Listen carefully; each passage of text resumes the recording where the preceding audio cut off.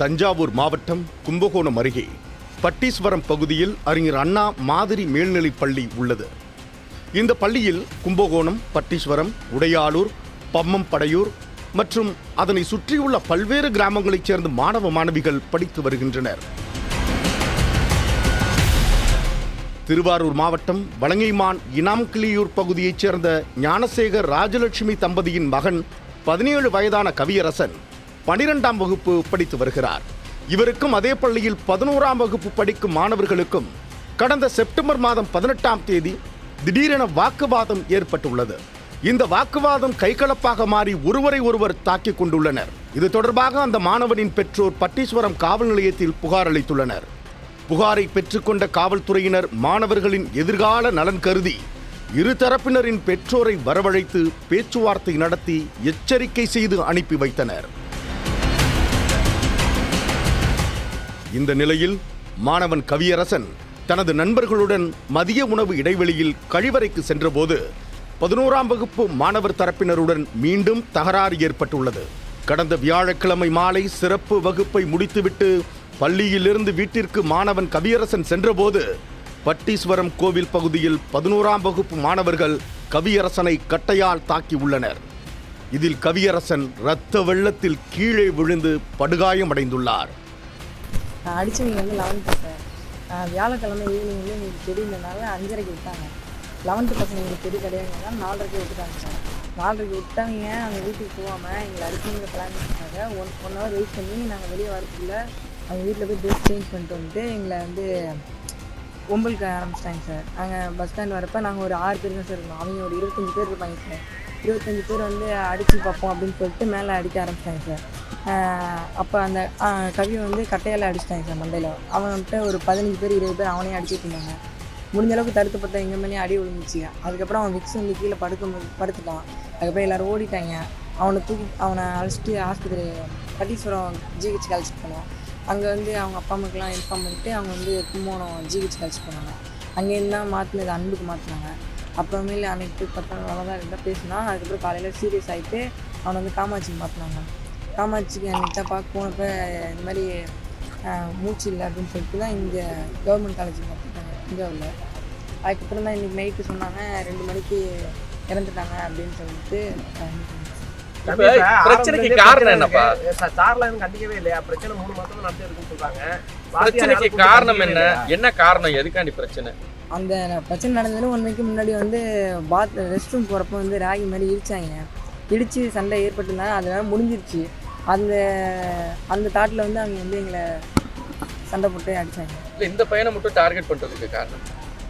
இந்த பையன் தான் அங்கே போகும்போது இடிச்சப்ப ஏன்டா இடிக்கிறீங்க அப்படின்னு இவனா கேட்கும்போது இவனை மட்டும் டார்கெட் பண்ணி அடிச்சு ஆரம்பிச்சிட்டாங்க. இப்போ ஆசிரியர்கள்லாம் என்ன சொன்னாங்க? அது அவங்க இன்னும் வரவே இல்லை. அன்றைக்கி கண்டிக்கவே இல்லையா? இல்லை, கண்டிச்சாங்க. அவங்க அந்த பசங்க கேட்கல. அதுக்கப்புறம் அவங்க அடிக்கணுங்கிற ஒரே தாட்டில் இருந்ததுனால அடிச்சிட்டாங்க. உடனடியாக அருகில் இருந்தவர்கள் மாணவனை மீட்டு அரசு மாவட்ட தலைமை மருத்துவமனையில் சிகிச்சைக்காக அனுமதித்தனர். அப்போது மருத்துவர்கள் தலையில் இரத்த கசிவு அதிகமாக இருப்பதாக கூற மேல் சிகிச்சைக்காக தஞ்சை தனியார் மருத்துவமனையில் அனுமதிக்கப்பட்டு சிகிச்சை பெற்று வந்த நிலையில் மூளைச்சாவு அடைந்துள்ளார். தொடர்ந்து தஞ்சாவூர் மருத்துவக் கல்லூரி மருத்துவமனையில் மாணவனை சிகிச்சைக்காக மாற்றியுள்ளனர்.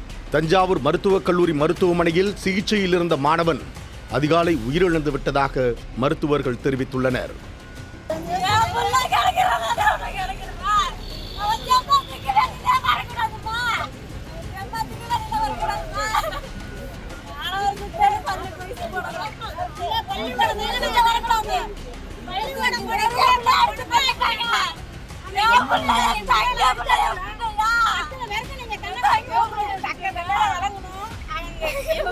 நடவடிக்கை எடுத்து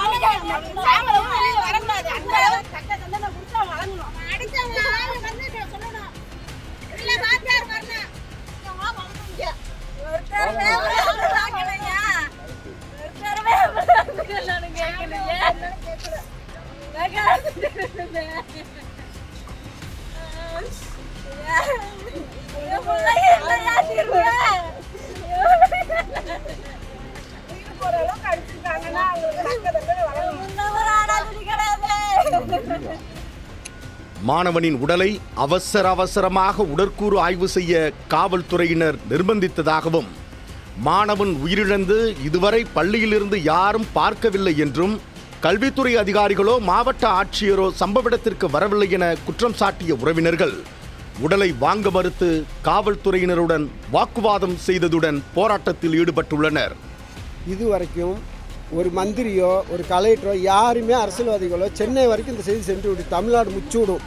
ஆனால் யாருமே இதுக்கு ஒரு ஆறுதலோ அன்புமணியை தவிர யாருமே எதுவுமே சொல்லவே இல்லை. 3 ஆஸ்பத்திரி கொண்டு வந்து 4வது ஆஸ்பத்திரியில் என்ன காமாத்தில் வச்சு ஆப்ரேஷன் பண்ணி மெடிக்கல் கொண்டு போகணும்னு சொல்லிட்டாங்க. மெடிக்கல் கொண்டு வந்து சொன்னோன்னா நேற்று கொண்டு வந்தாச்சு. நேற்று கொண்டு வந்தாச்சு. கொண்டு வந்தோன்னா நேற்று முச்சூடு வச்சிருந்து நைட்டு 2 மணிக்கு இறந்துட்டார். உடனே போஸ்ட்மார்ட்டம் பண்ணி பாடியை வாங்கிட்டு போங்க அப்படின்னு சொல்கிறாங்க. இது ஒரு 15-25 பேரை கொண்ட ஒரு ரவுடி கும்பல். ஏன்னா அந்த பட்டீஸ்வரத்தில் கஞ்சா விற்கிறார்கள். கஞ்சாவை பயன்படுத்தி தான் இந்த மாணவர்கள் அநியாயம் செய்கிறார்கள். ஆதாரத்தோடு நாங்கள் நிரூபிக்கிறோம். ஏன்னா 25 பேரை அடித்தது சார். ஆனால் அவங்க 15 பேரை தான் ரிமாண்ட் பண்ணியிருக்காங்க. 5 பேரை தான் உங்கள் மீடியாவிலே காட்டுறாங்க. பாக்கி யாரையும் காட்டவே இல்லை. இவங்க ஏன் 2 மணிக்கு போஸ்ட்மார்ட்டம் பண்ணி உடனே பாடியை வாங்கிட்டு போகணும்னு சொல்கிறாங்க? அதுக்கான விட எங்களுக்கு கிடைக்கணும். கலெக்டரும் கல்வித்துறை மந்திரி இங்கே தான் இருக்காங்க. கல்வித்துறை மந்திரி கலெக்டர் இங்கே இருக்காங்க. மாவட்ட கல்வி அலுவலர், தலைமை ஆசிரியர் எல்லாரும் வரணும். எங்களுக்கான உரிய நீதி கிடைக்கணும்.